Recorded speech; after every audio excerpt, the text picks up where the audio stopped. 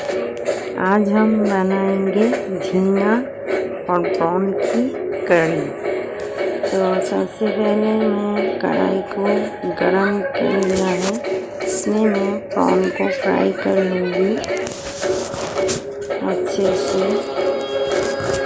Prawn fry होने के बाद मैं प्रॉन को उठा लूँगी एक डिश में। दोनों साइड प्रॉन को अच्छे से फ्राई करना है। ये बहुत ही टेस्टी बनता है, आप ज़रूर एक बार ट्राई करना इस रेसिपी को। अच्छा लगे तो लाइक शेयर कमेंट करना मत भूलना। तो अब मैं इस प्रॉन को फ्राई हो गया है, तो मैं इसे अच्छे से निकाल लूँगी। ये देखिए मेरा प्रॉन फ्राई हो गया है, तो मैं यहाँ उसी ऑयल में और थोड़ा सा ऑयल ऐड करूँगी। फिर मैं इसमें जीरा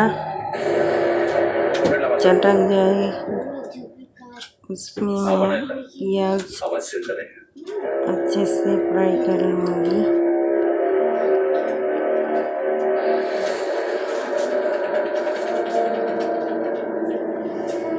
प्याज फ्राई होने के बाद मैं आलू को भी फ्राई कर लूँगी। तो इसमें मैं आलू को अच्छे से फ्राई कर लूँगी प्याज के साथ।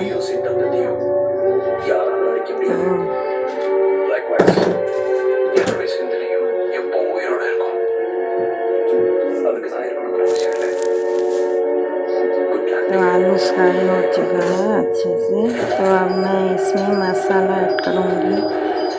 ये है लाल मिर्च पाउडर, हल्दी, जीरा, नमक और थोड़ा सा शक्कर।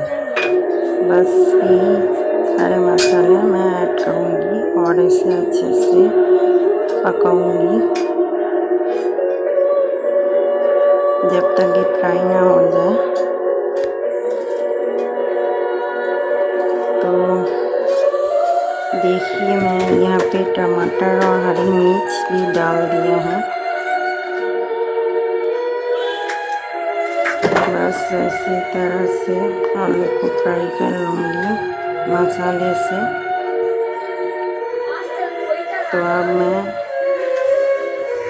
इसी तरह से फ्राई करने के बाद मैं जो प्रॉन है फ्राई किया हुआ, उस प्रॉन को मैं ऐड करूँगी अच्छे से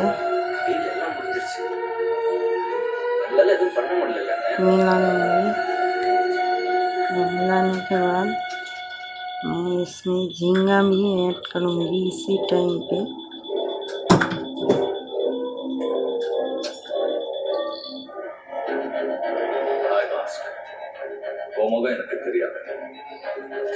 झींगा आप पहले नहीं डाल सकते क्योंकि झींगा काफ़ी पानी छोड़ते हैं, तो इसी कारण मैं झींगा को एंड में ही ऐड करती हूँ।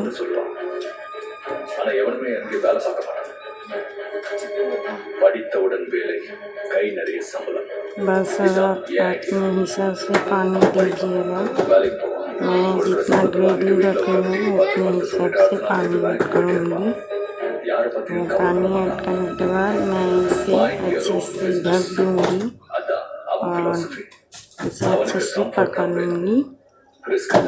जब इसके पानी सूख जाए तो मैं इसे धनिया पत्ती देकर गार्निश करूँगी।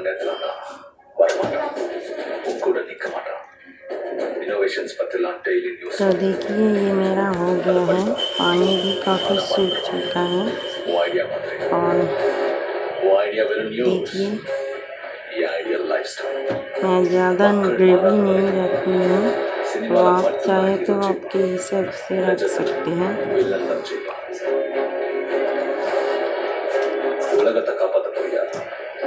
तो अब मैं इसमें धनिया पत्ता भी ऐड करूँगी।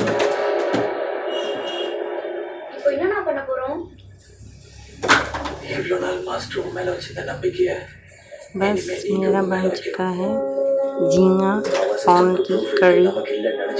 झींगा और प्रॉन की करी रेडी है। तो आप इसे रोटी और राइस के साथ भी खा सकते हैं।